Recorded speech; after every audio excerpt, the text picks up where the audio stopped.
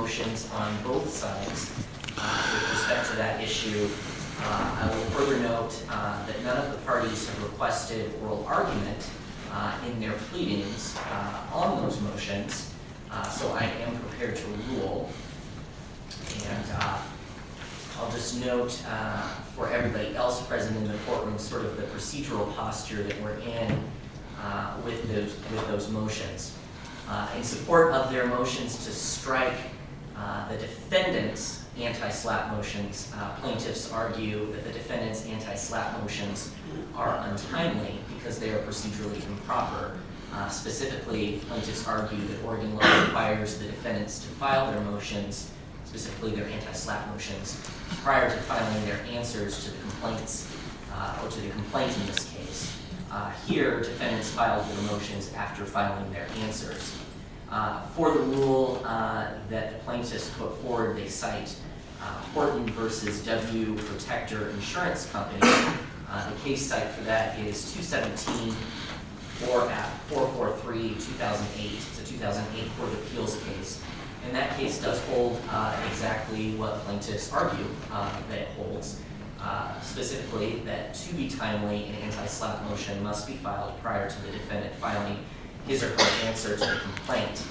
That did not occur in this case, and accordingly, I grant plaintiffs' motions to strike the anti-SLAPP motions of David Willis, Christopher Ponte, Mackenzie Lewis, and Ian Kramer. Counsel for plaintiffs preparing orders to that effect for my signature. I will note that I did consider the defendant's arguments and filings in opposition to that motion to strike, and I'll summarize what I took from those arguments, which is essentially that I should exercise my discretion to disregard the Court of Appeals holding important because the case is poorly reasoned and consequently bad law. I do not have the authority to do that.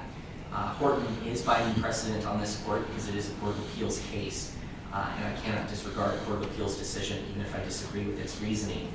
The case directly addresses the issue in this case and decides that issue in plaintiff's favor. So my holding is in accordance with that Court of Appeals holding. Any questions on that? All right, no questions. We'll move on to defendants Gibson and PATRIOT Prayer's anti-SLAPP motion, which was filed in a procedurally correct and timely manner. Before we begin on that, though, and Mr. Buchel, just to give you the heads up, of course, we'll start with you because it is your motion. But before we begin, I'll let everyone know that I'm prepared to rule on that motion today. And I have read all of the legal filings in this case, and as a result of that, the filings are well written. I have a good grasp of the legal issues. I've also done my own research into the case law that's applicable, so I'm prepared for the oral argument today. I understand all of the legal issues. There are voluminous filings in this case with regard to the evidence, and I have not finished reviewing all of the evidence in this case, and I want to make sure I do that before I rule. Part of the difficulty in my reviewing all of the evidence in this case prior to today's hearing is not only its voluminous nature, but also the fact that the evidence was filed in piecemeal fashion on an ongoing basis rather than all at once when the filings were made. I think that the parties are procedurally entitled to do that, so I will consider that evidence, but it does make it somewhat inconvenient for the court to prepare for an oral argument, particularly when some of that evidence was filed yesterday afternoon. So I have not had a chance to look at that evidence that was filed yesterday afternoon because I was doing other things in other cases yesterday afternoon. So I do want to make sure that I have time to review all of the evidence. This case merits that attention, and I will do that before I rule. So what I intend to do is hear oral arguments today, and before we conclude the proceedings today, the proceedings are scheduled to take until 11 o'clock, and we can use all of that time if we need to.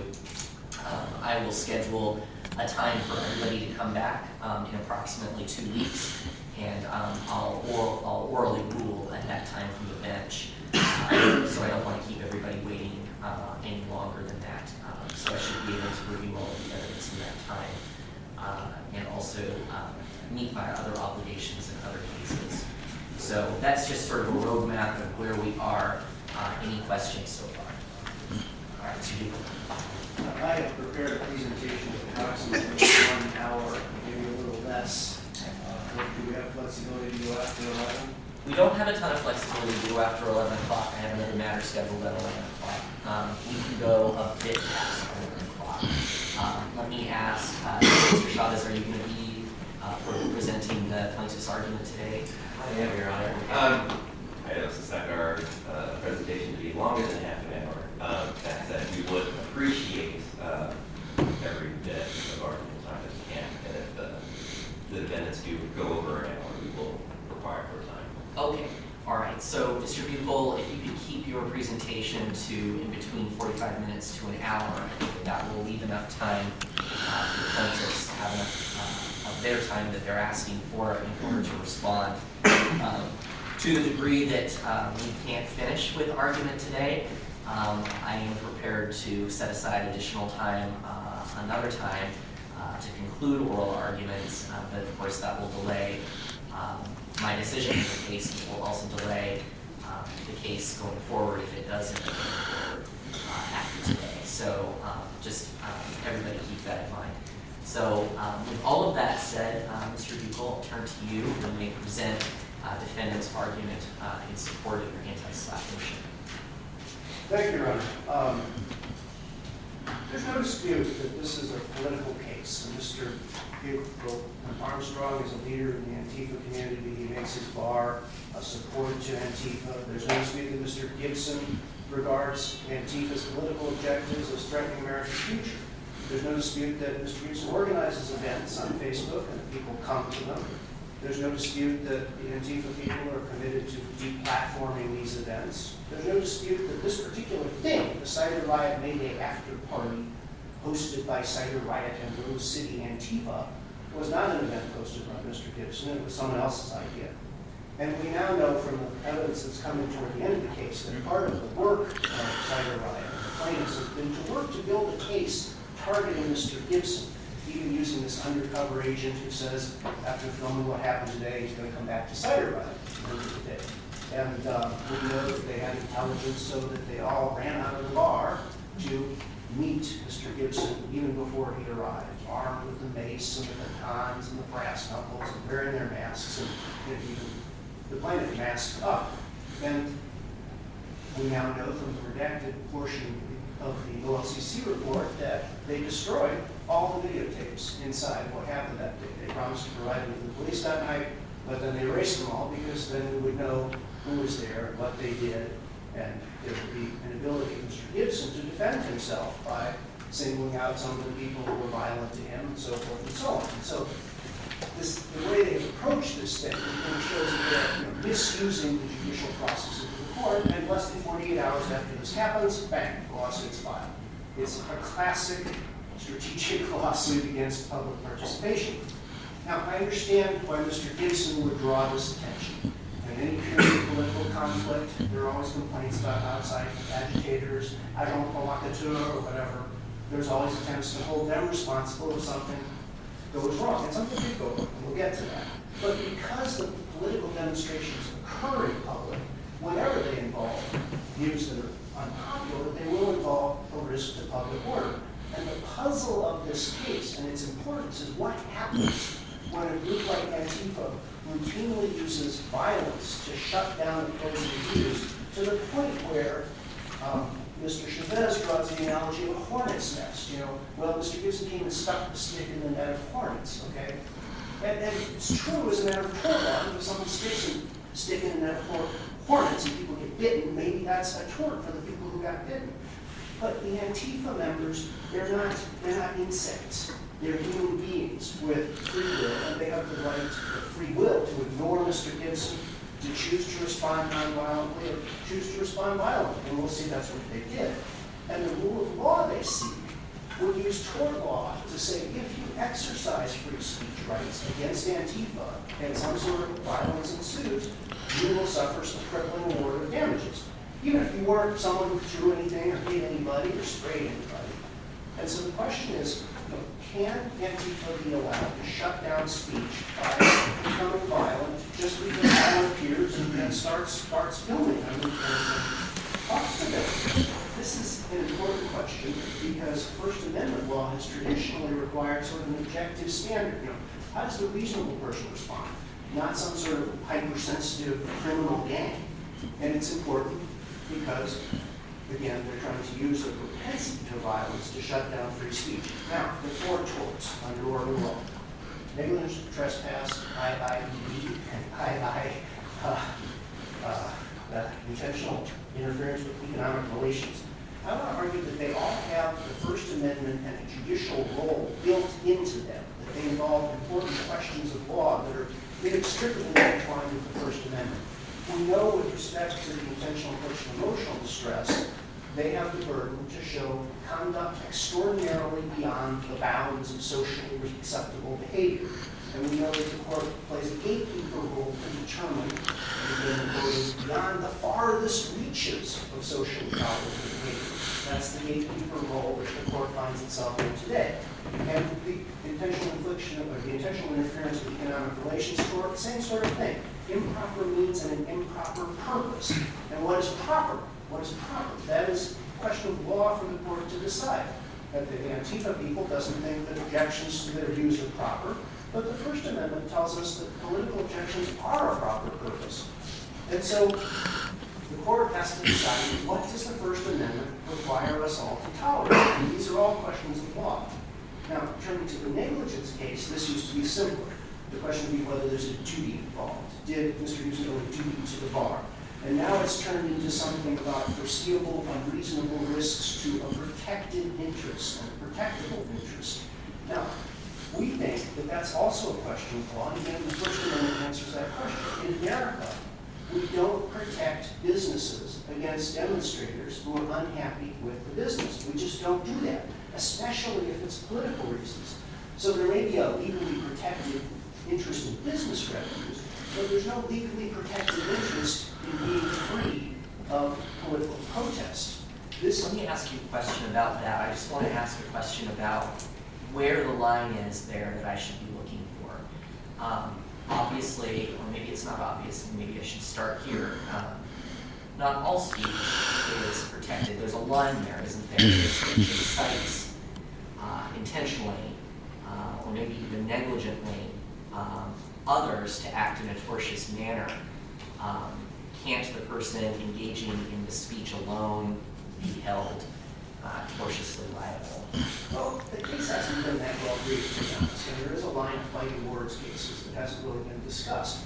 But again, that line, which began with Chaplinsky versus New Hampshire and then moved forward to Terminello, Gooding versus Wilson, case like that, there was a high watermark where that was true. But I think by the time we got to Gooding versus Wilson, where someone says to the police officer, "You white son of a bitch, I'll kill you. You son of a bitch, I'll choke you to death."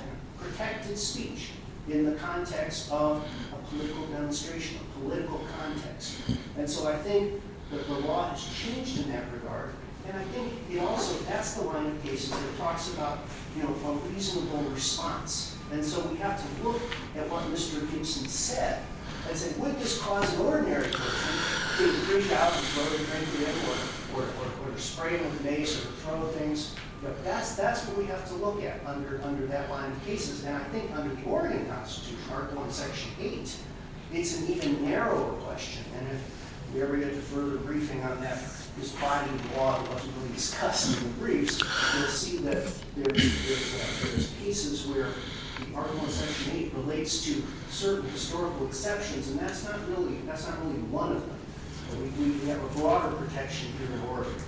So, again, I think you answered my question, but I'll just ask it more plainly. So at what point does, if we're talking about speech alone, at what point does that speech cross the line? I would say almost never, unless it perhaps constitutes a crime. I will give you $50 to go kill someone, okay? A crime of solicitation or something. There are crimes, there are historical speech exceptions, but nothing Mr. Gibson did comes near any of the historical exceptions. I think you can see that from all the cases that we cite. There are, I will say, we have the cases of the Catholics attacking or harassing those witnesses. We have the environmentalists attacking the newspaper. People attacking businesses all the time. And I use the word attack or harass, to demonstrate attack or harass in business the way the plaintiffs do, okay? They perceive the demonstration as an attack or a harassment. But that doesn't make it, a criminal, something that fits within the bounds of the criminal harassment statute or the criminal, assault statute. That's what we're looking at. We're looking for something like that. And we've showed you case after case of protest leaders whose anti-SLAPP motions have been granted on First Amendment grounds. We had the anti-communist Vietnamese protesters in California. And this leader of the protest is grossly offensive and personally attacking the daughter of the restaurant owner. We have the people who put Schumacher burgers out of business. They shouted obscenities, they shouted threats, they vandalized the business, they issued death threats to people buying the burgers and to the customers. But Judge Boston looked at the evidence of the specific defendants. Did this specific defendant throw blood on the store? Did the specific defendant, make a threat to kill someone? And it hadn't happened, and all those defendants were dismissed. And then we have the Supreme Court case of NAACP versus Claiborne Harbor Company. And again, the Mississippi courts were, this was a design. Some defendants were acting for the others. They engaged in acts of physical force and violence against the customers, and so bang, they're all guilty. And the Supreme Court made it clear that it doesn't matter if shots were fired, or bricks were thrown, or tires are slashed, or people are beaten up, if you don't have those defendants in front of you, because of the First Amendment, because we can't chill off all political expression just because there may be some people who overreact and do something that we can then attack, that we can attack the people who didn't do anything. And Patriot Card's not a membership group. That's not disputed. And even if it were, you read in NAACP, you can't attach liability by virtue of association, because that would interfere with First Amendment associational rights. You have to prove that the group's very goal was unlawful, and there was a specific intent of the person to achieve this unlawful goal. And so that comes back to, is it unlawful to protest a fur business or to protest a cider ripe business? And it's not, because it's political and it's allowed. Now, I think the plaintiffs haven't really articulated their basis for holding Mr. Gibson liable very well. In the negligence context, they cite that uniform jury instruction, 20.07. But that instruction requires a finding that Mr. Gibson was himself negligent and caused injury in a way consistent with the First Amendment law. So that doesn't really answer the question. So then they use words like, well, he coordinated, or he led, or he instigated, or he goaded, or things like that. But there is no case law of people who have been held liable in a demonstration for goading or instigating. They have to issue a specific, something that crosses the line. That's what's never been articulated here, is what crosses the line. In NAACP, it says, we want a showing that there is authorization, direction, or ratification of specific tortious activity. And we're going to see some video that when people are throwing things, don't throw things, he says. Calm down, don't throw. He is not telling people to go and step over the line, not himself personally. And that's essentially the core of the motion. And I want to get to the evidence, the video evidence, because that's sort of the time-consuming part of the presentation. But before I get there, I want to talk a little bit about the standard of review. Now, this is a tough one. But let me start with the legislature's policy.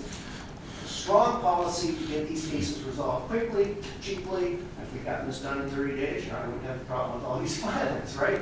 And that does remind me, I should say for the record that I'm supposed to find good cause for not hearing it within 30 days. Find good cause for not hearing it within 30 days because of the court stocking constraints. So thank you for that reminder, Glenn. And the purpose is so strong that when the courts began to whittle away at this remedy last time in 2009, the legislature stepped in and said, look, we want to provide the defendant with the right not to proceed to trial where the plaintiff's not meeting the burden, and this section is to be liberally construed in favor of the rights, exercise of rights of expression. And so then we come to what is the burden? And the statute is sort of confusing. The burden is to establish that there is a probability that the plaintiff will prevail on the claim by presenting substantial evidence to support a prima facie case. And what does that mean? The most authoritative statement of what it means is sort of this footnote discussion in the Handy case. And they distinguish between a prima facie case being sufficient to get to the jury or evidence sufficient to shift the burden of proof. And they say it's more the former than the latter. And so what we need is we need some sort of substantial evidence, substantial enough to say, yeah, the jury should consider this. And I think the only way to implement the standard in a way that provides the relief that the legislature wanted to provide is to have them present evidence that there's really a genuine issue of material fact that requires the jury resolution, that sort of would infringe their constitutional right to trial by jury if they didn't get it. And we think, if you look at the evidence, you can find no juror who is following the First Amendment rules could find that Mr. Gibson stepped over the First Amendment line. And this is not just an issue under ORS 31150. You know, there's the ORS 31150 universe, but there's also the long line of Supreme Court cases that impose upon courts a special duty to protect defendants from local prejudice. And there's the Snyder case with the horrible people protesting at military funerals, and the Supreme Court says, look, the jury's unlikely to be neutral in this case.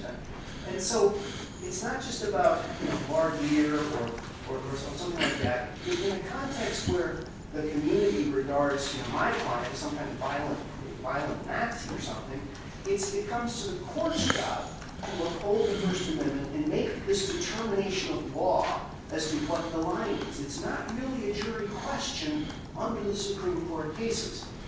Now, one of the things that makes it complicated is that plaintiffs submit these videos to the court, and then they submit testimony about what's in the videos, and then they submit testimony. And so we have a lot of things going on here.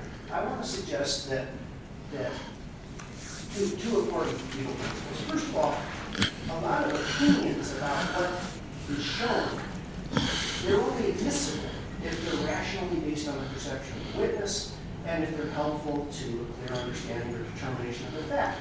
And I want to suggest that when people say things like, well, Mr. Gibson attacked the bar, that's not very helpful. The question is what he did, and what he did is in the videos, and it can be called an attack or not. But you can't draw the First Amendment line just by saying, well, he attacked the bar. That has visions of pure nation with their hatchets or something, and that's not what happened here. And the other thing is, we have a line of cases in the Supreme Court, for example, that says, and I understand this has been developed in the summary judgment context, but why shouldn't it be the same here?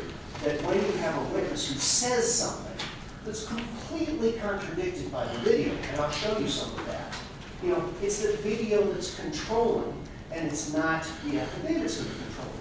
Because if you don't follow that Supreme Court line of cases in giving the video primacy, you allow plaintiffs to undermine the anti-SLAPP remedy by just putting in affidavits that say things like, Mr. Gibson's mom showed up and locked the door and no one could get in and out, and blah, blah, blah, blah, blah. And it's completely untrue. And it would undermine the remedy if they're allowed to go put in the video and then put in something false about the video and ask your honor to defer to what is false. So let me kind of ask you a question about that point. I understand what you're saying with regard to the court's ability to look at two competing pieces of information and then disregard something that is, obviously false based on the disparity between the two pieces of evidence. But you also mentioned in your reply that there's some tension between Handy versus Lane County, which is a Supreme Court case, and then Young versus Davis, which is a Court of Appeals case. And I'm not sure that I saw that tension.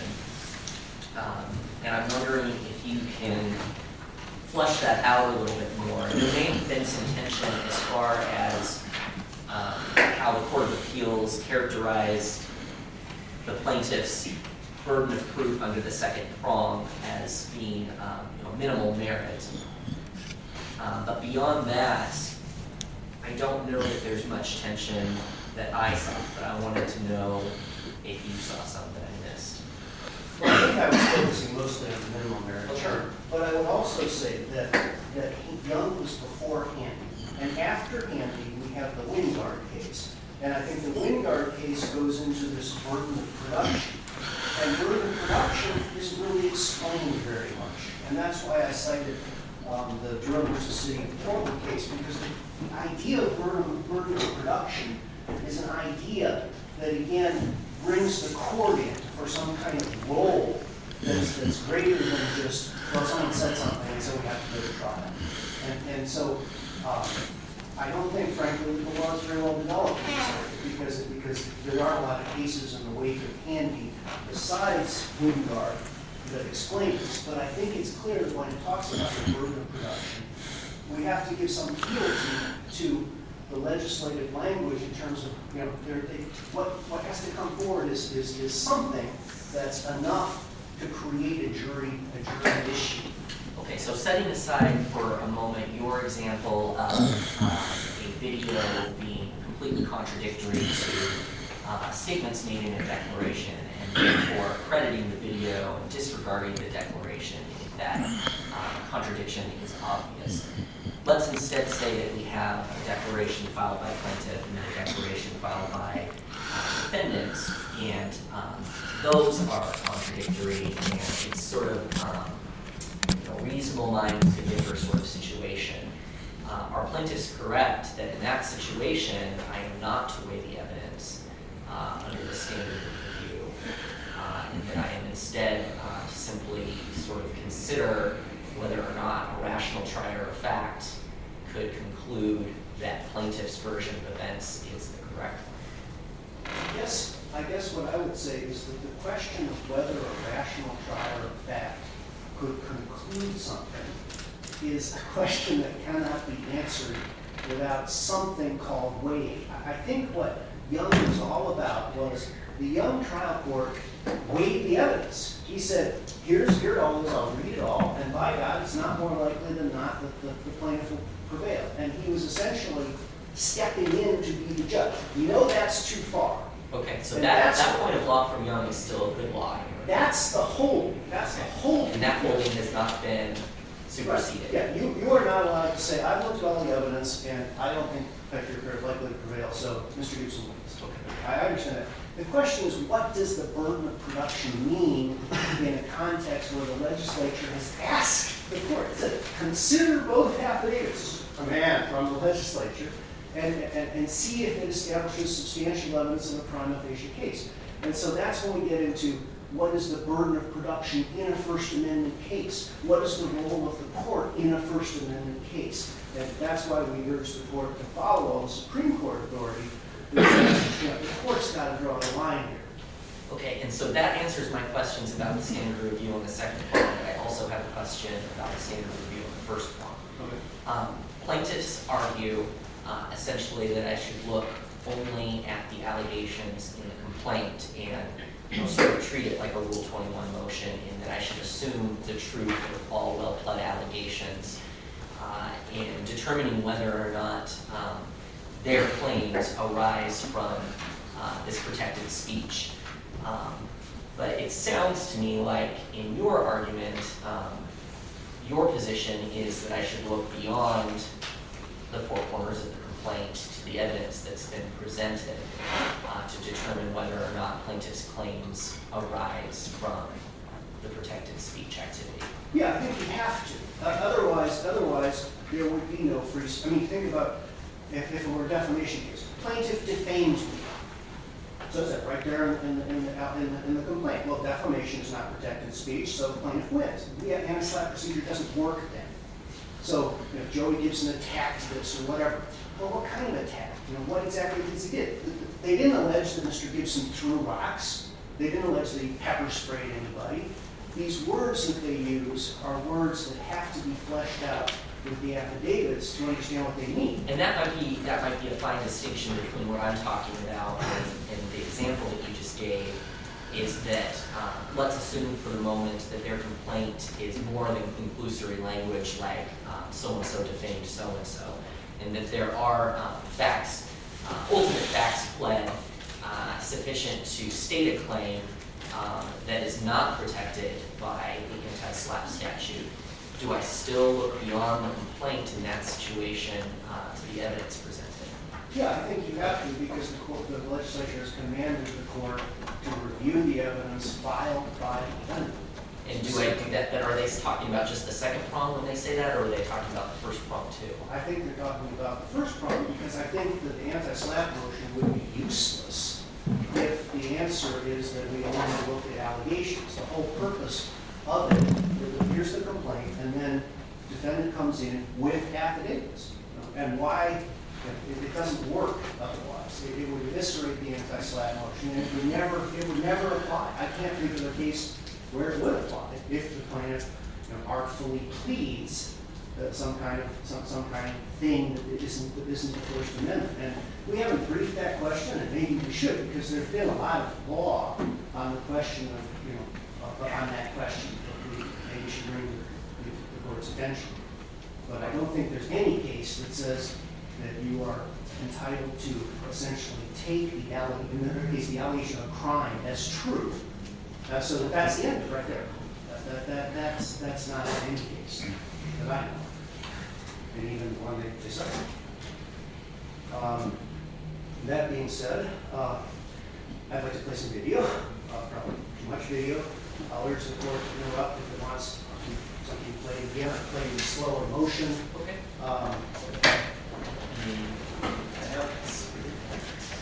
Yeah, I don't know how. That's so much.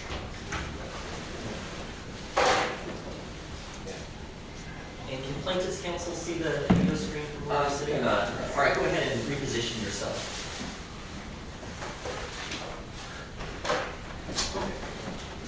Now,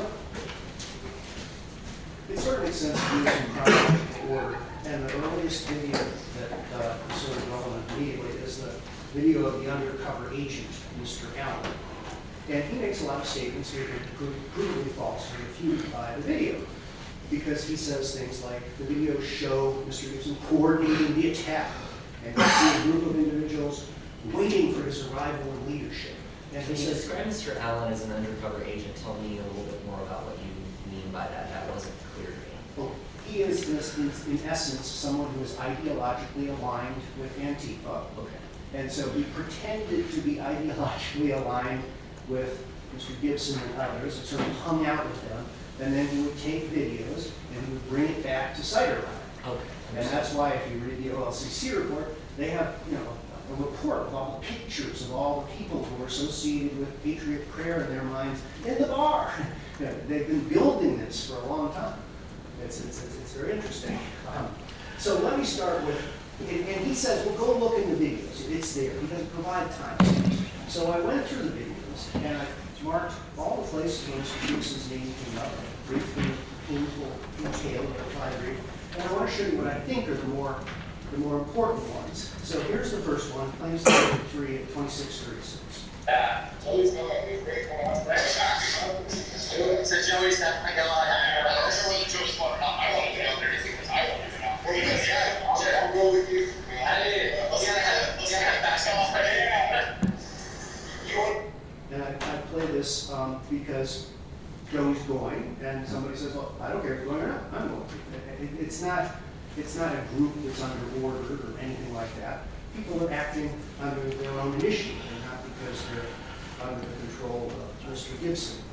Let me play a piece of Plaintiff's Exhibit 1, specifically starting at timestamp 10:52.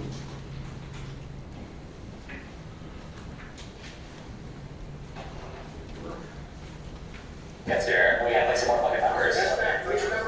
These numbers are not going to bullshit. What else is up with this fucking choir? We need what? We need that is some rad shit, man. Now, this is Mr. Allen talking. This is some rat, whatever, and he's talking. And the importance of this is that he's asking when we need some more people, and so forth and so on. And somebody talks about Mr. Gibson showing up with his effing choir to do what? Who's the guy with the weapons here? It's not somebody who's under Mr. Gibson's control. It's someone who's sort of derogatory toward him. And that becomes clearer in some of the other references. And there's a reference to who's got the weapons here. Well, Mr. Gibson didn't carry any weapons other than his cell phone. He didn't ask anyone to carry any weapons. And you'll see, again, people will make fun of his nonviolent approach. Let me show a piece from Plaintiff's Exhibit 4 at 708.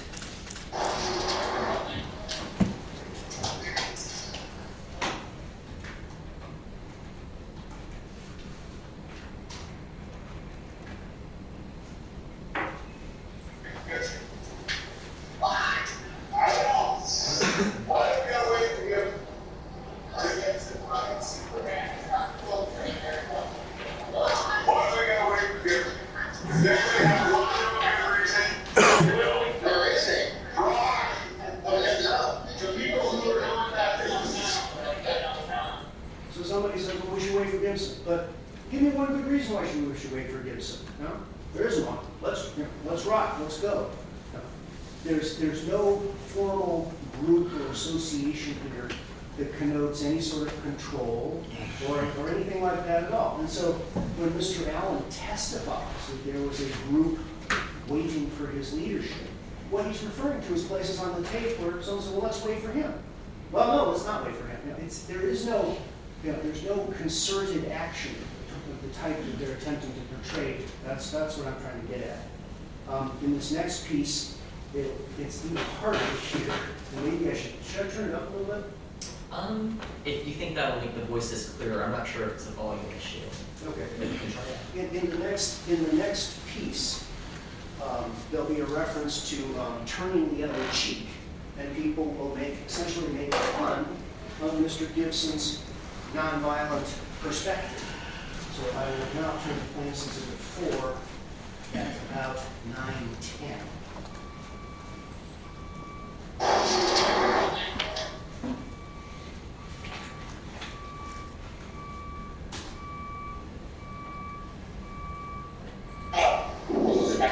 Guys, since when does Joey throw a punch? You always just sit in the back on Twitter and laugh. Let's go. Exactly. Like, that's fine. I'm glad. Like, you can turn the other cheek, but Jesus didn't say lay down, but really. Absolutely. Yeah, Besides, since when does Joey throw a punch? You always just sit in the back on Twitter and laugh. Let's go. Exactly. Like, that's fine. I'm glad. Like, you can turn the other cheek, but Jesus didn't say lay down, but really. Absolutely. there's a reference to Jesus saying turn the other cheek, but not lay down. And this is a reference to the prayer element of patriot prayer. People they're not his people. They don't even agree with him on certain issues. So the conclusion that I would ask the court to withdraw from the record is that it's Mr. Gibson's conduct that is to be evaluated here, not the conduct of others. And if there's other people who use mace, just like Antifa did, or there's other people who threw things, just like Antifa did, or there's other people who hit people with a baton or whatever, just like Antifa did, that's not something that the court can or should lawfully consider in evaluating the conduct of Mr. Gibson. So let us turn then to the evidence of what he actually did himself. And I could spend all day sort of deconstructing some of this irrational opinion testimony that's been offered, but the videos speak for themselves. And so as I start the next round of videos, one of the questions is, did they mob the bar and violently block the door and keep people from going in and out and so forth and so on? And it's important to understand that, as it says in the OLCC report, nearly everyone came out to meet them. And in the unredacted report that we filed yesterday on the second page, you'll see that The police are watching the whole thing on the ground, from the air apparently, and they say, well, both groups are making the choice to be there. Anytime the Patriot Prayer group could have walked away, the Antifa group could have walked inside the bar, walked away. They say the police, the people directly involved in the disturbance, were there by choice and were free to leave at any time. And so we have the plaintiffs trying to paint a picture entirely opposite to that with this claim. And so let's take a look at what happened near the door when Mr. Gibson arrived. Now, there was an encounter at the door before Mr. Gibson arrived. Maybe thought Mr. Gibson arrived with some journalists. Maybe he thought they were the Patriot Prayer or something, but that's not what happened. Let me turn to Defense Exhibit 11 at 35.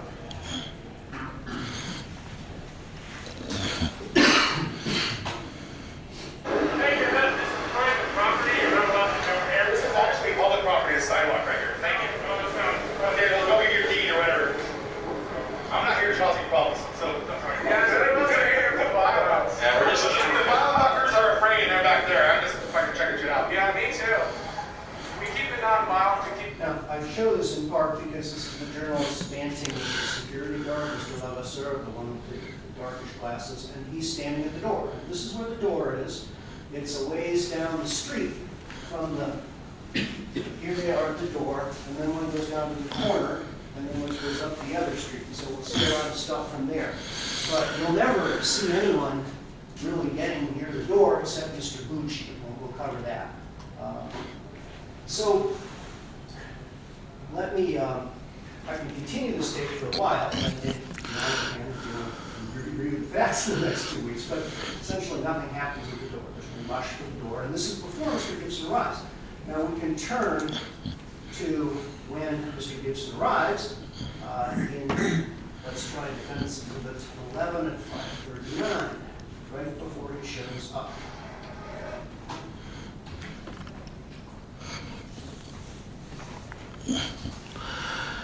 And you'll hear people yelling. They see him all the way across the far side of the street, and he can yelling his name, and then he walks up.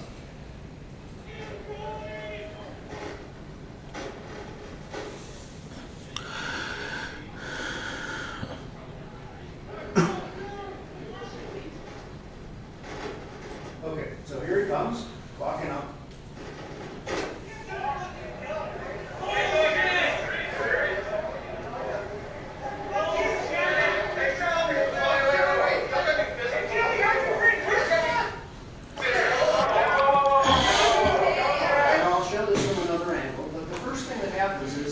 Not even on the sidewalk, and one of the Antifa people comes up and tries to bump him away. And I think what he responds with is not a crime. He just stands there and, oh, I'm here to film, this is a sidewalk, and it's my right to be here.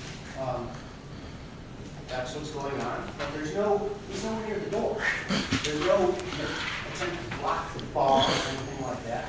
And let me show you what's happening by switching cameras here. By switching to Exhibit 4 at 1921 from a different angle.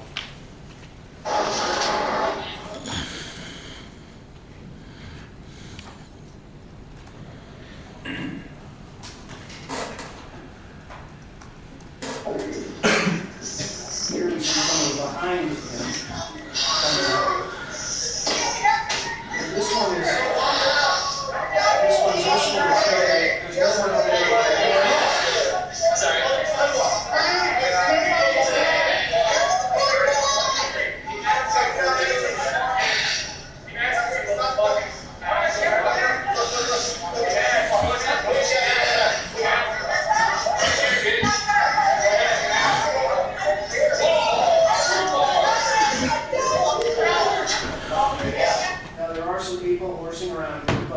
Mr. Gibson's our heart, he's over somewhere else, and there's a lot of that on this video. What we see this is one of the defendants.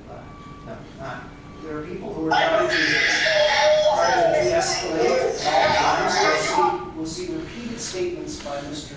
Gibson de-escalating as well. Before I leave the subject of blocking the door, there's only one instance on all the tapes that I'm aware of where someone is essentially shoved at the door. And we will look at places at 6 at 1628 to see that. This is the only person who got near the door and was shoved away physically was Mr. Gucci, because one of the antiques hit his camera with a stick, and he ran into the bar, of course, and he tried to follow the person into the bar and was sort of forcibly ejected, and that's what we'll see here.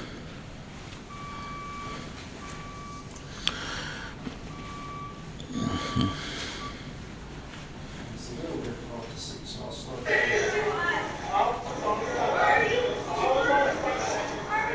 Again, we see the doors as it comes up to the door.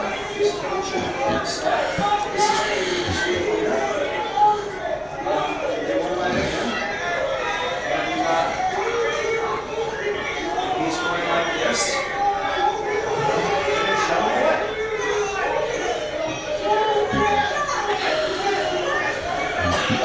So, what does that mean? That means that in terms of some sort of case based on, this clogging the entrance or something like that, no, that's not true. People going out all they want. They're all standing, 1/3, 4 feet away. And the affidavit is, in some sense, it's completely false. Now, let me go back to showing more of what happens after Mr. Gibson arrives. I'll go to places at 6 at 10:08.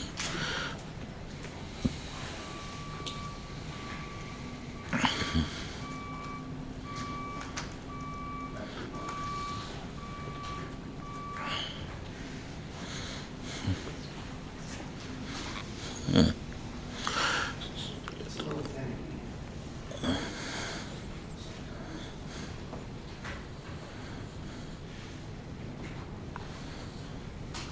There we go. This is yet another view of his arrival.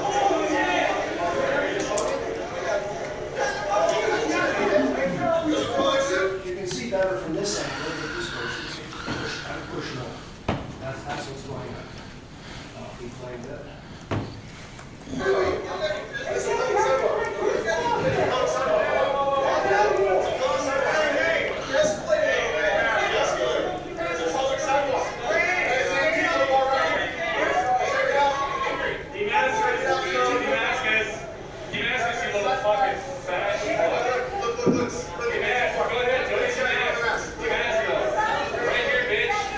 This reference to demask is the Antifa person who say that wants his mask ripped off, so that there can be an excuse for some type of whatever that is.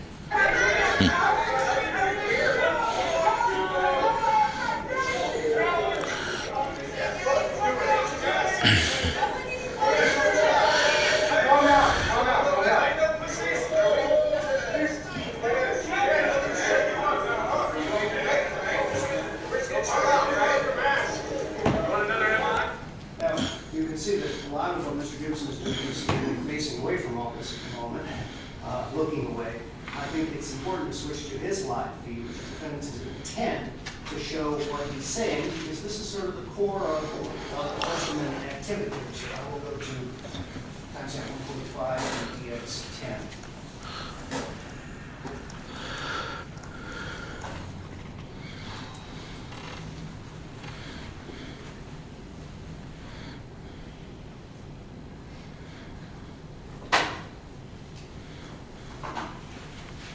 Hey, I heard you probably stole your shirt.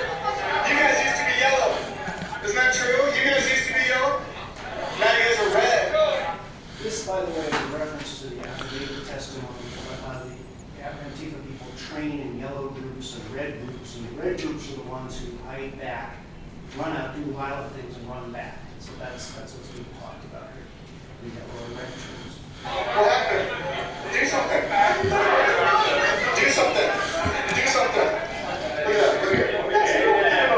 Look here. Now, this is sort of the crux of the issue here, okay?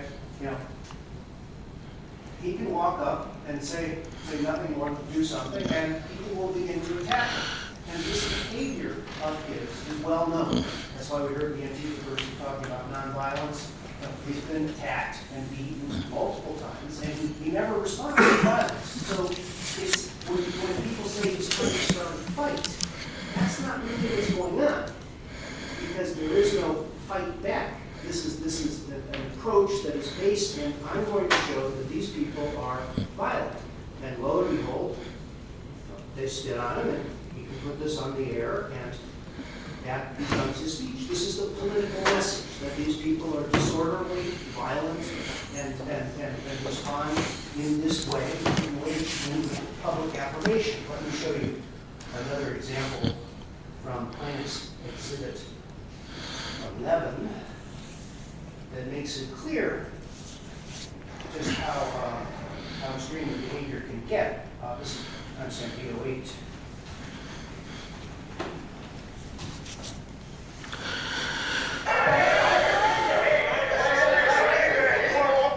So here he is. And this person still keeps trying to attack him. He's spitting at everybody. And then she hits his camera. Some people touch it. He doesn't protect the camera. He continues to film. And we see him come up. She tries to kick him. He doesn't respond. He doesn't respond at all. And so this is the kind of behavior that Mr. Gibson wishes to capture and broadcast to the world. And it's very effective. You know, people see this and they begin to say, oh, Antifa, they're the violent people. Now let me just show you how the situation then escalated with the administrator to pepper spray, because that was essentially also something caused by the Antifa side. And I'll go to 853.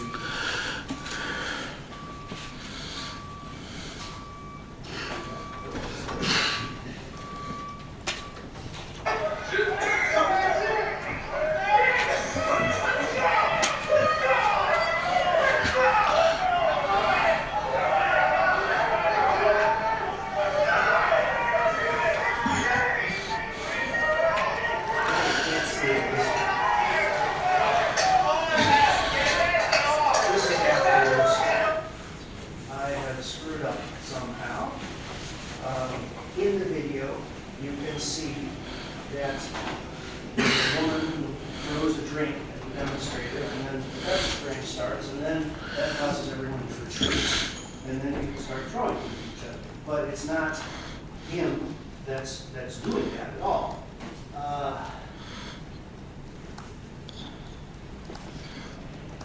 I see the problem.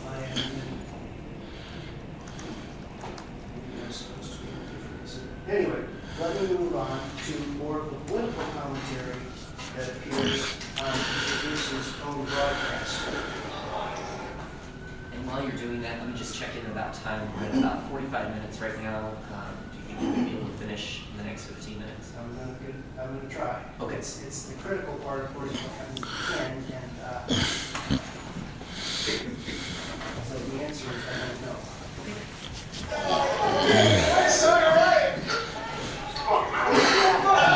Don't you want it? Sign a riot! What you want? Oh, they took the bait! Oh, no! So they're throwing things. Oh, no! Don't do anything! Let them be violent! Let them be violent! This is sign a riot! This is sign a riot! They're violent! They're hateful! I put this up because this is one of the many places on the tape where he tells the people on the streets, don't throw anything, let them be violent. Because that's his approach. His approach is the nonviolent approach. He doesn't want or need the people standing over there to be violent. The Antifa people will act up on their own, and for political purposes, it's much more effective if the Antifa people act up on their own. I want to show a couple of places where he was physically attacked. Defendants Exhibit 11 at 10:50.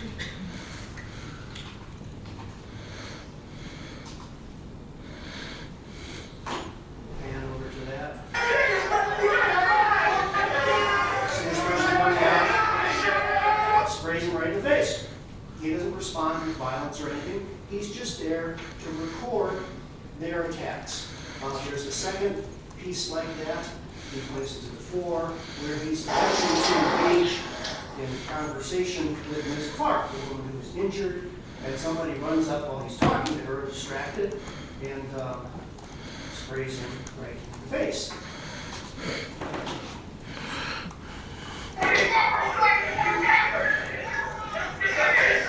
See that here? He's talking to Heather Clark. Sprays him in the face.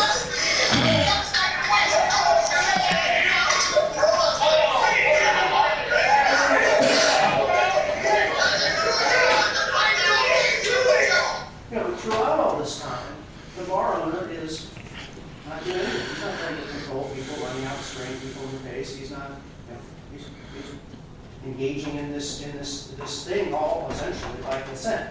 I'll skip the because of time, the musical interlude with the Antifa guitar player. I will skip.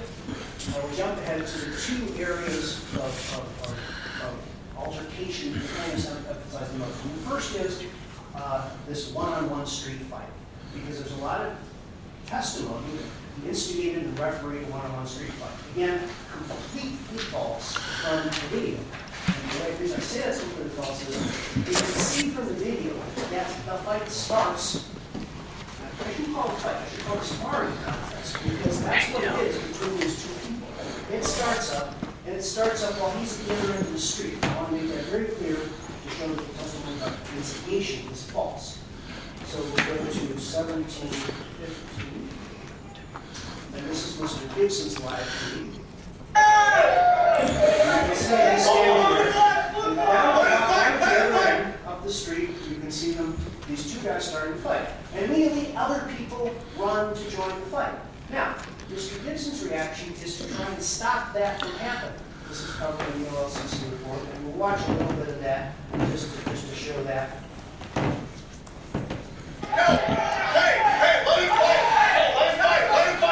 Now, in context, let him fight is not an encouragement to fight.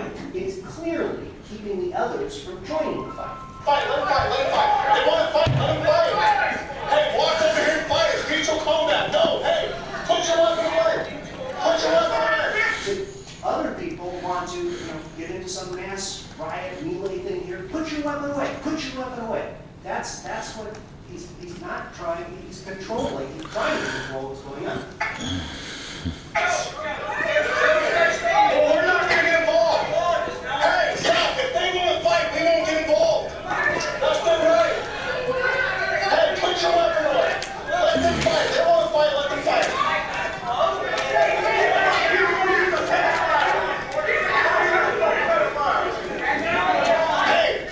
Hey, it's mutual. Don't hit with that. It's mutual, man. They want to fight, let them fight. So when Mr. Allen testifies under penalty of perjury, well, Mr. Gibson never asked anyone to lay their weapons down. What does that mean? Maybe he didn't see it. I don't know. But the video shows that he's repeatedly telling people to put their weapons away. Don't hit them with anything. Don't do these things. Okay? That's what he's about, and that's what he's doing. Now, I can show it. I'll skip another time segment. But because in that one you can see more clearly how far it is away, because there's someone filming across the street, and Mr. Gibson perceives the sparring contest and then runs in front of the camera. But I think we make the point that it started without him at all, and we said what he was doing. So let me cut to the. There's a lot of him keeping the peace during this thing. And at the end, there's a sort of a happy ending, which I may or may not be able to jump to out of order here, because they all shake hands.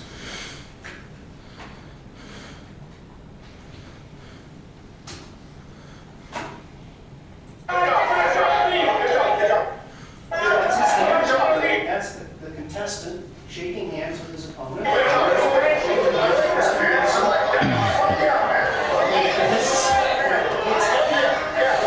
This is now characterized as some shocking, horrible event that would offend and keep Mr. Ian Goldstein out of at night. He was out there filming and all this stuff, and it wasn't. That's what it was. But it wasn't tortious conduct. by Mr. Gibson. Now, how on earth, if he steps in to prevent this bartender from the barkeeper or the security guy from being outnumbered and essentially assists the interests of cider right, how can that be a tort against cider right?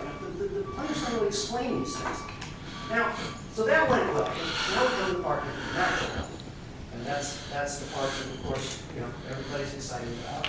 And I want to say that what happened is there was a guy, Mr. D. Cooper, and Mr. Cooper, I think, has been dismissed from this case for failure to serve or something. And we're going to see him wearing a green shirt. And he is eager to engage with Antifa. And we'll see an Antifa sort of punch him in the nose and stuff. And it's important to understand that because, again, Mr. Gibson's accused of instigating this whole thing. And it's blindingly obvious from the tape that that just didn't happen. So let me go to, this is 4 at 3906.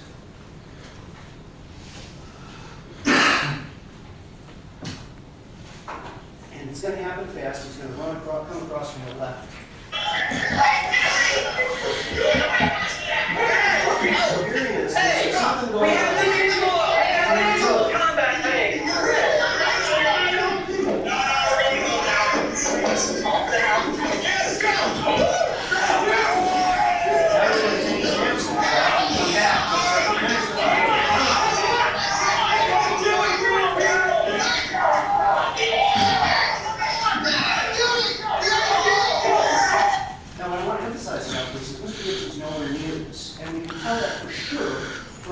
Video angle.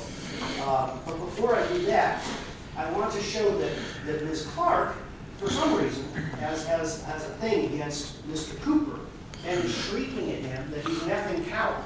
Because that way that escalates things in a minute in a way that we'll see. I'll jump to 31, 6.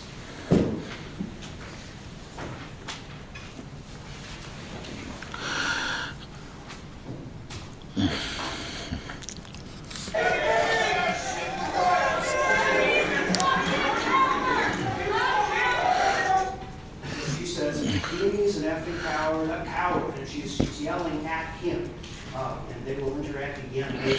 So she is in a sense, and she files an affidavit saying, well, he was goading Mr. Cooper. It wasn't Mr. Gibson who was goading Mr. Cooper. It was her who was goading Mr. Cooper. And to confirm that, let me switch back to Mr. Gibson's own live feed. During this time, we jump to, I'm saying, 29 10.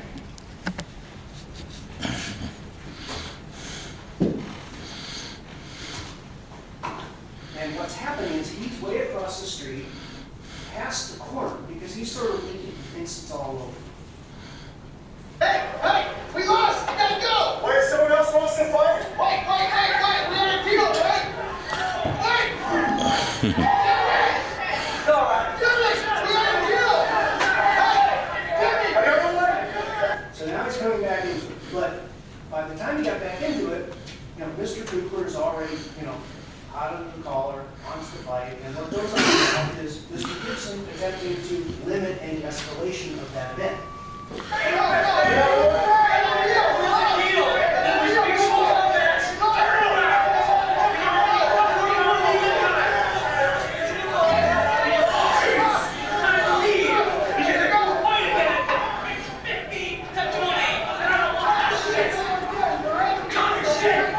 Let's go. Unless someone else wants to fight. Unless someone else wants to fight. Let's go. Now, that's Mr. Cooper. Mr. Cooper is not happy with Mr. Gibson saying, let's go. It's not that Mr. Gibson is in control of him and instigating him anyway. You want to challenge one of them? That shit ain't You want to challenge one of them? So you will say, look, we all want a ride, essentially. They want challenge one. There's one. He thinks, okay, well, maybe two guys will decide to do this thing that they did before, and it'll be fine. Isn't he encouraging fighting? Isn't he encouraging fighting? I would say he's trying to control the situation, but I would also say that even if he is encouraging a mutual one-on-one sparring thing, that is not a crime under Oregon law. And you can trace that through the technical structure of the statutes on solicitation and the prohibitions on fighting and the degree to which they are such minor crimes that the legislature has decided, consistent with the First Amendment, that encouraging someone to fight is not a crime of solicitation. If you look at Is it aiding and abetting disorderly conduct? is aiding and abetting disorderly conduct. I don't think so. I think in context, he is controlling what is going on. He's trying to control what is going on in a way that preserves the order, because Mr. Cooper is determined to have a fight. And we'll see in a minute that he just can't control himself, and it leads to the problem that happened. But it's not something that Mr. Cooper's not in control of Mr. Cooper. Mr. Gibson is trying to prevent Mr. Cooper from inciting crime. In the way, yeah, and it's, it's a young man thing. I don't pay for these two guys to go do these things. But in the context, that's clearly what it's about. You can see other things in the tape on that. These people resolve this like men, they shook hands. This is good. This is progress in terms of creating a dialogue between hostile groups of young men.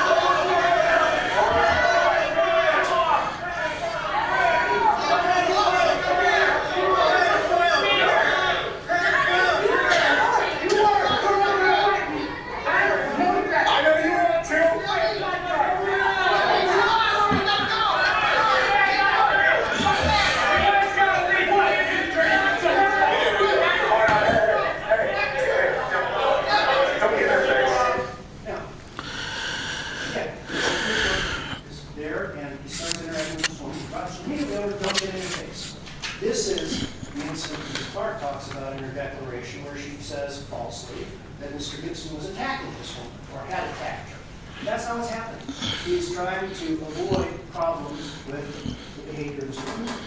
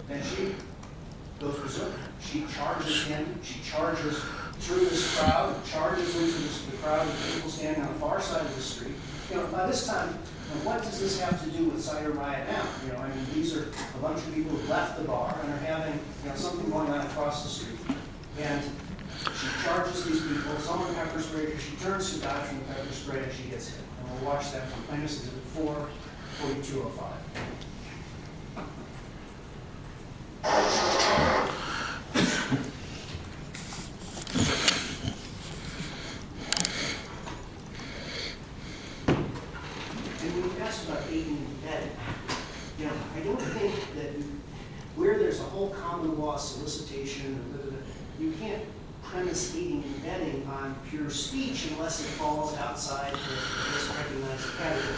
Maybe that's a question for the briefing would be useful on, but aiding and abetting is usually some sort of material assistance, not just talk. Yeah. We'll research that further. 2205.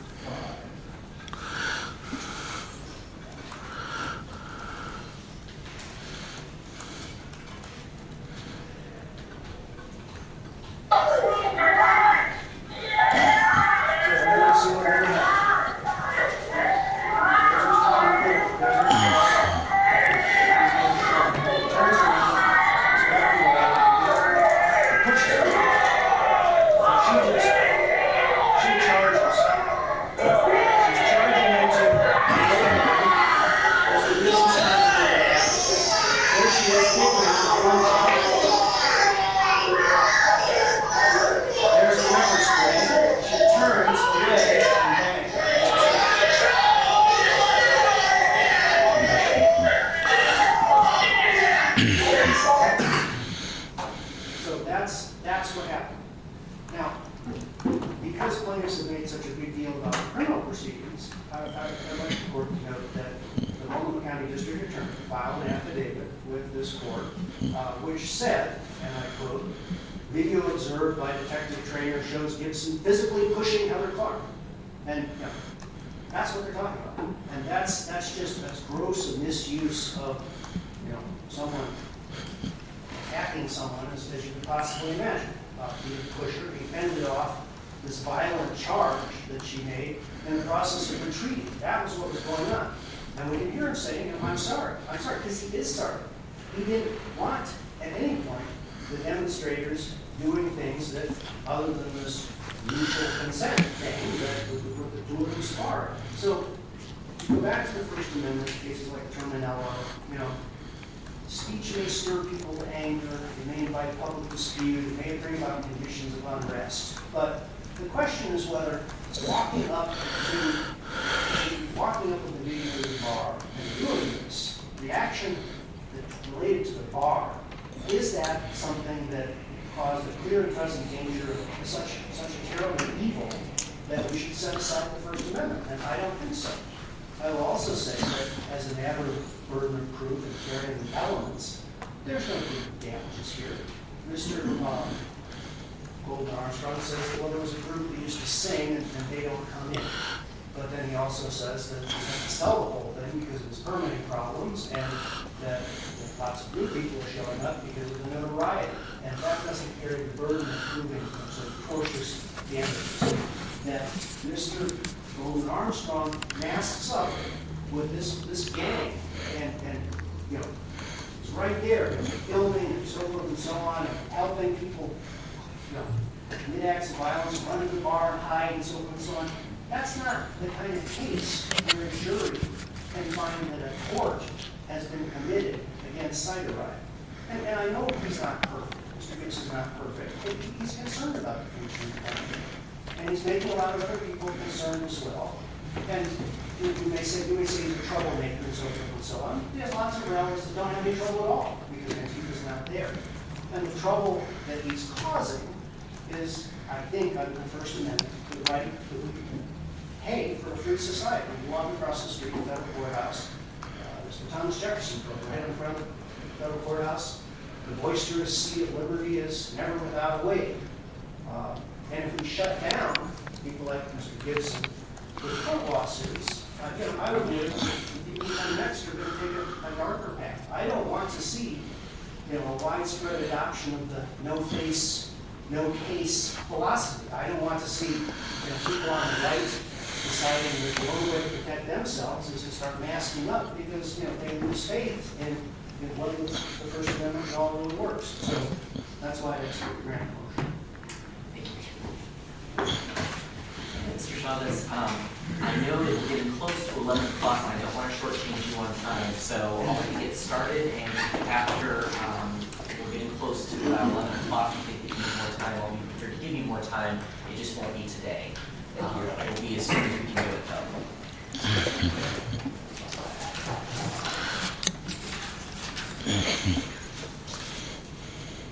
And we can go just a bit past 11 o'clock, but not much. Okay. I'll let you situate.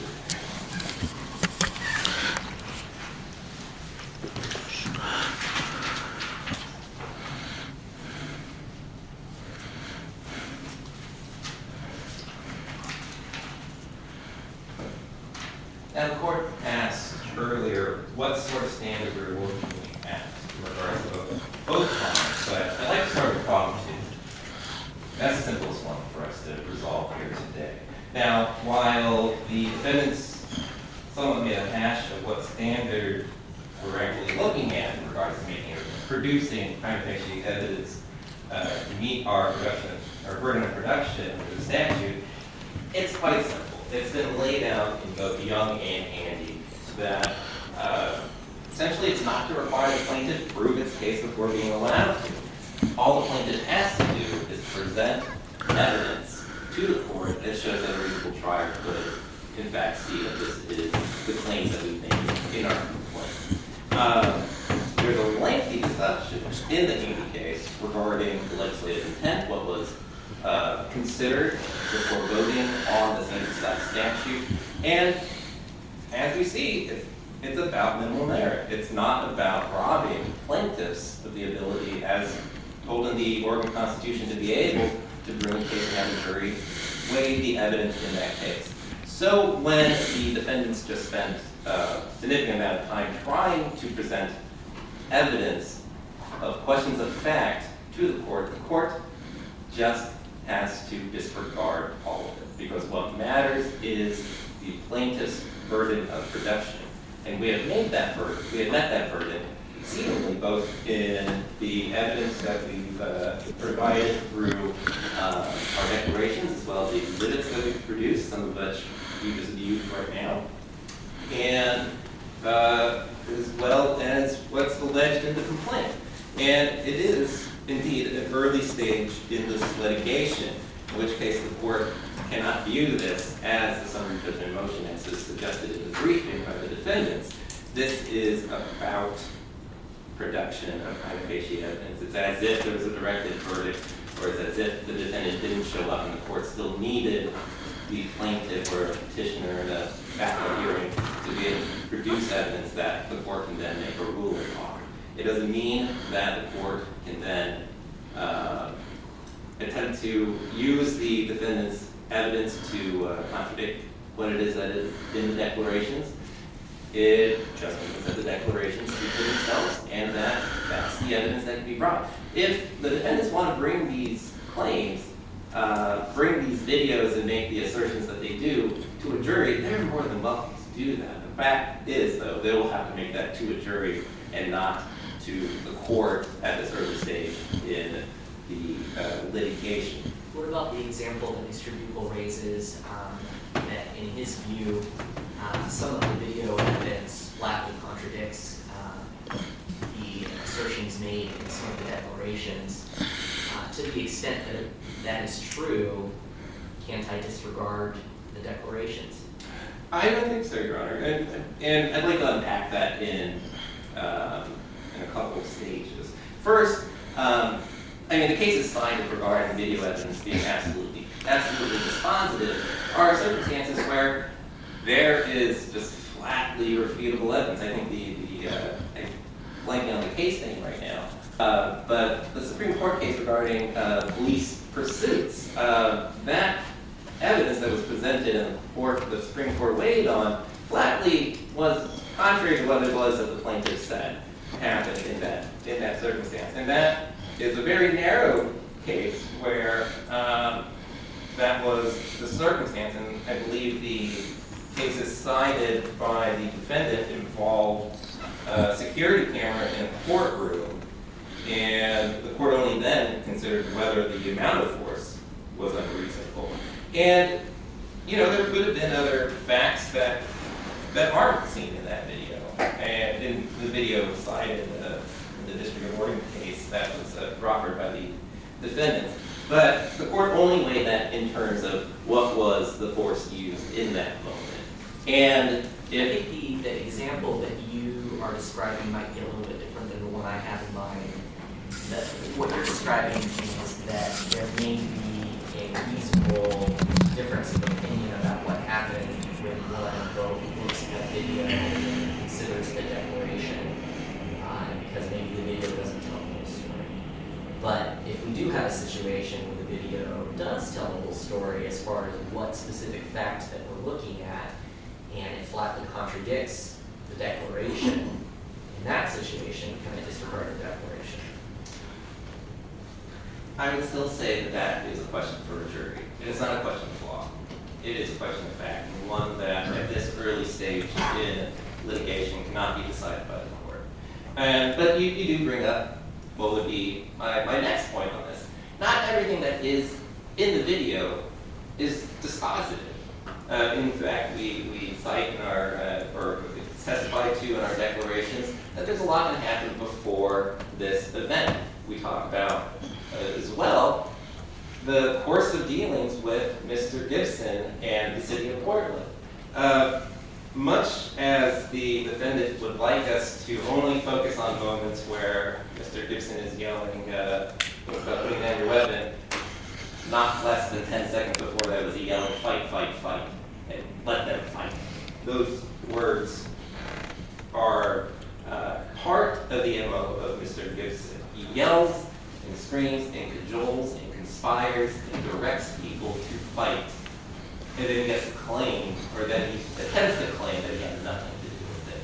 When I think we can all see from the video and see from common experience and from people who declare to have been there and who also have watched these things, that that is not the whole story. And indeed, our declarations and the facts that are being brought in the criminal cases against the defendants and not Mr. Willis, but the other named defendants in this case, there's a finding that Mr. Gibson, in coordination with 5 or more people, engaged in tumultuous behavior, unlawfully tumultuous behavior. Indeed, there are other crimes that we think were committed that day. We're not the district attorney's office, so we don't get to make these charging decisions. But as we list, I mean, we could see, and we saw in this video, we saw things that could be alleged as a riot, disorderly conduct, unlawful possession of body armor, harassment, menacing, reckless endangerment, assault in the first degree, and assault in the second degree.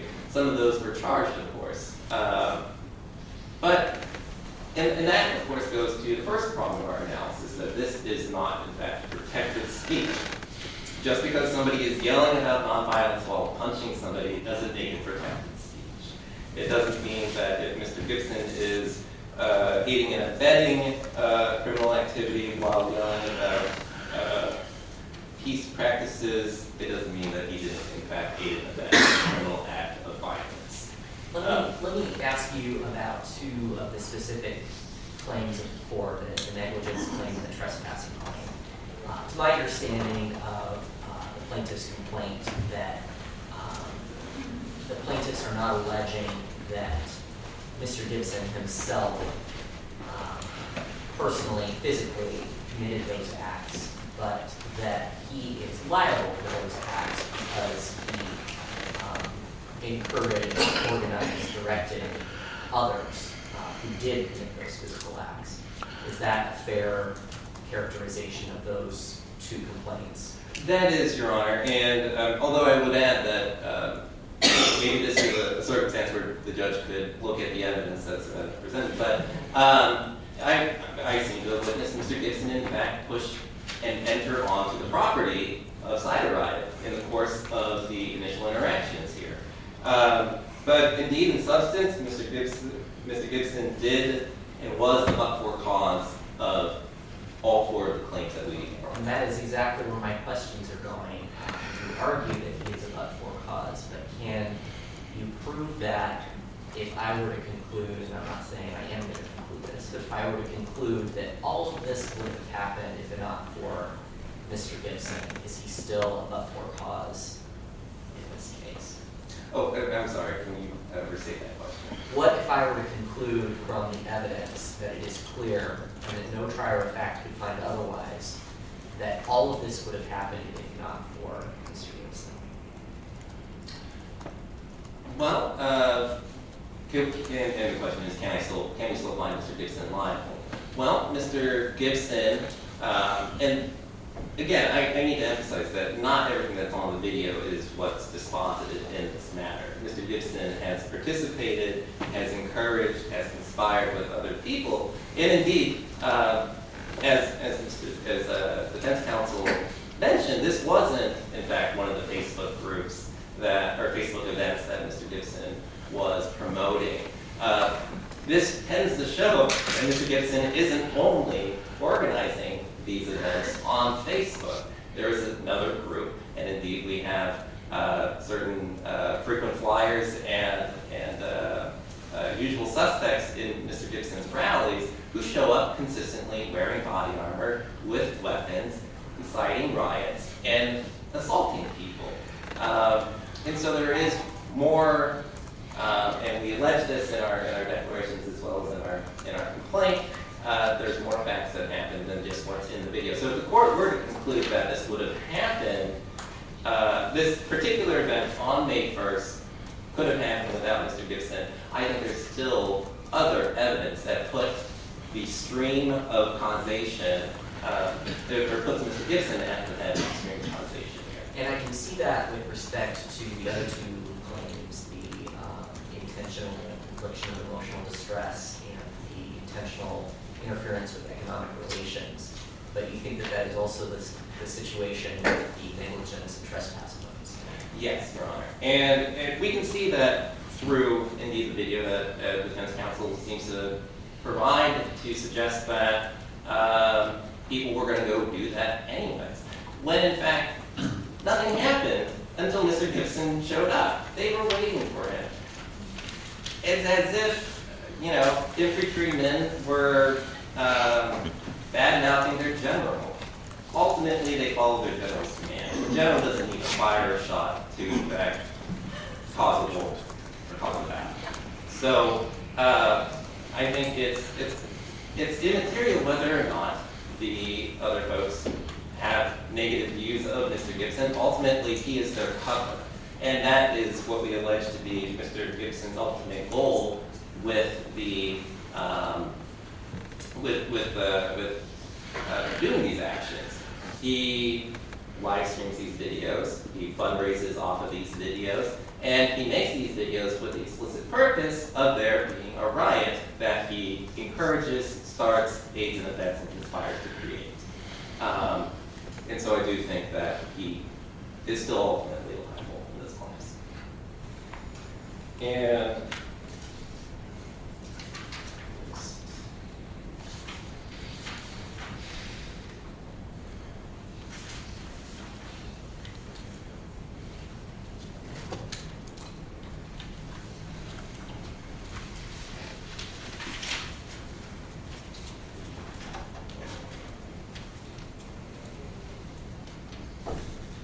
so I would just like to, again, just emphasize that I think what is happening with the defense's argument is, in fact, accusations to the while he's saying that Antifa or anti-fascists or whoever it is that show up to counter Mr. Gibson's events are the people who cause violence.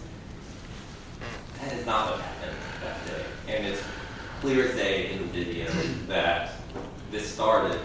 The shot fired at Lexington was when Mr. Conti fired his pepper spray into the crowd, crossing the property line into the Cider Riot seating area. And that was all inevitable based on what Mr. Gibson brought into being that day. And the conduct that was displayed that day is being tried, is being was indicted for criminality. Thus, the defendants do fail on the first prong, the initial prong, the threshold question of whether or not this was protected speech or not. It was not. And I am correct that it is your argument that I am to look at only well-pled allegations in the complaint to determine whether or not the defendants have met their burden on the first prong. That is correct, Your Honor. Yeah. And then as the Legislative Council explained it handy, then it is the plaintiff's burden to then provide affidavits that underlie the allegations made in the complaint. And that is the extent of the, if you want to call it an evidentiary matter. If the defendants wanted to provide additional declarations, that is countenanced, but it's not what's dispositive for a prompt to. So, if the court has any additional questions or would like us to brief additional issues, we would love to take that opportunity. Mr. Davidson unfortunately had a family matter, so we couldn't be here today. So if there's something I missed that Mr. Davidson would have wanted me to say, I think I have all the briefing I need, unless there's an issue that has come up today that either party wants an additional opportunity to brief. I would consider that. Mr. Chavez, can you think of anything? Not this time, okay. Well, Mr. People. Yeah, I'm prepared to show the court the shot from Lexington, the woman throwing the drink before the pepper spray. And if Your Honor wants to say, if Your Honor has the references in the... Sure, we've got a bit more time. If you want to use this as sort of your rebuttal time, you can do that. And with regard to the question of prong one, I didn't hear a clear answer from Mr. Chavez, but we are allowed to show under 31-150 that the incident arose from conduct in furtherance of the exercise of the constitutional right of petition. And so when the court, when the legislature gives people the right to show how the conduct arose, it's necessarily going beyond the allegations. Not for prong one, that's all I would say. With respect to the question of the glass of beer, I've got 3 different views of that. So one of these ought to work. Grab my cup for me. I'll put this is at 6, that's 13, for example. The first one. Thank you.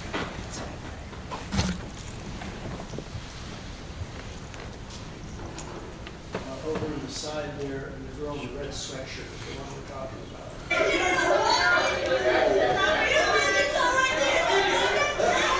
I didn't see her throw it. We saw the pepper spray start afterwards.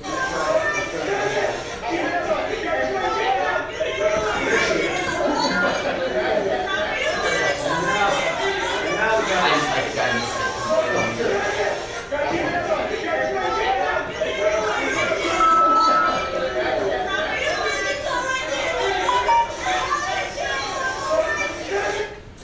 sort of an escalation. There's this feeble little spray from the demonstrator side, and then somebody has a real powerful bear spray kind of thing that goes there. But that was the escalation relating to the pepper spray that I was trying to show before. With regard to Your Honor's question about additional briefing, I responded in considerable detail to every crime that Mr. Chavez thought up. Your Honor has thought up another one, aiding and abetting. I would like to research the issue of how aiding and abetting plays out in the First Amendment context, because up until today there was no suggestion that was the underlying criminality. So I will, with Your Honor's permission, file an additional sort of bench memorandum on that in a couple of days, maybe next week, next Friday. Okay, let's take a look at scheduling, because I also want to make sure that Mr. Chavez has a chance to respond to that if he wants to. So let's take a look at scheduling. If we are going to do that, I'm going to delay my ruling more than 2 weeks. I don't think we won't have to do that.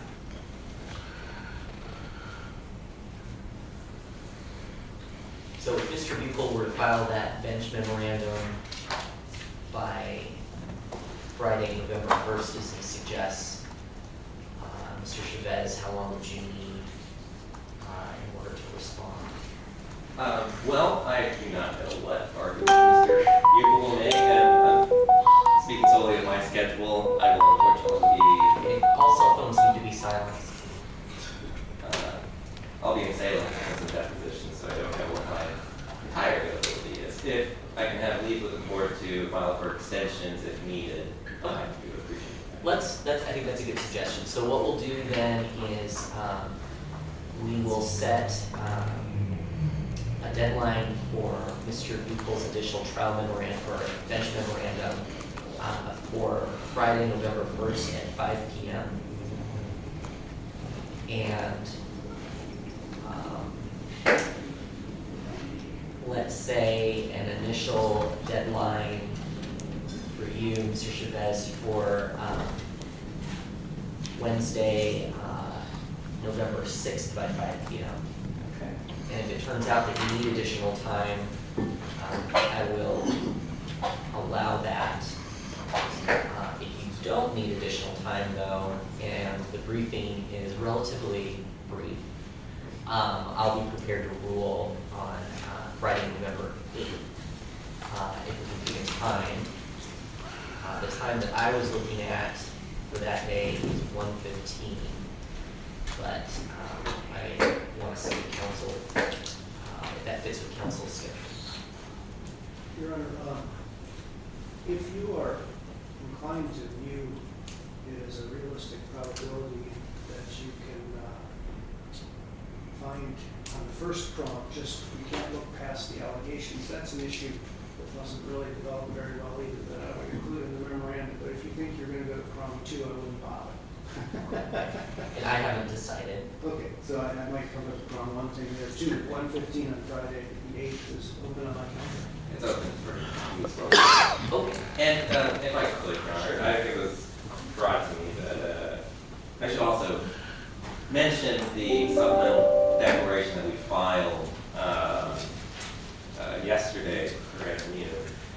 In that, we also include some of the text messages that we referenced in our prior briefing with the Portland Police Department. I'd just like to direct direct his attention to the page 6 of that, where there was a discussion with Lieutenant Naya about Patriot prayer events all up and down the West Coast in San Francisco, Seattle, and Portland, and citing that Mr. Gibson will not be at all, he will only be at one of them. And I think that goes to some of our discussion regarding Mr. Gibson's control over these events.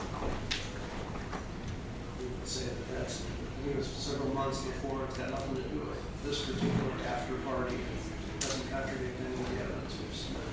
All right, I will consider all of the evidence that has been submitted, and assuming that I'm able to digest whatever briefing is submitted by the 6th, and assuming that plaintiffs don't need more time beyond that, I will be prepared to rule on Friday, November 8th at 1:15. I'm going to do that from my regular courtroom. It'll be courtroom 738. I don't know that we need this large of a courtroom just for the ruling, so we won't be reconvening here. We'll be reconvening at 738. Any questions before we adjourn for today? No, I don't think, thank you for your time. Yeah, no, thank you both also for the arguments and the briefing, but both were well done and very helpful, so I appreciate that. So we'll go ahead and adjourn for today. Have a good evening. You're welcome.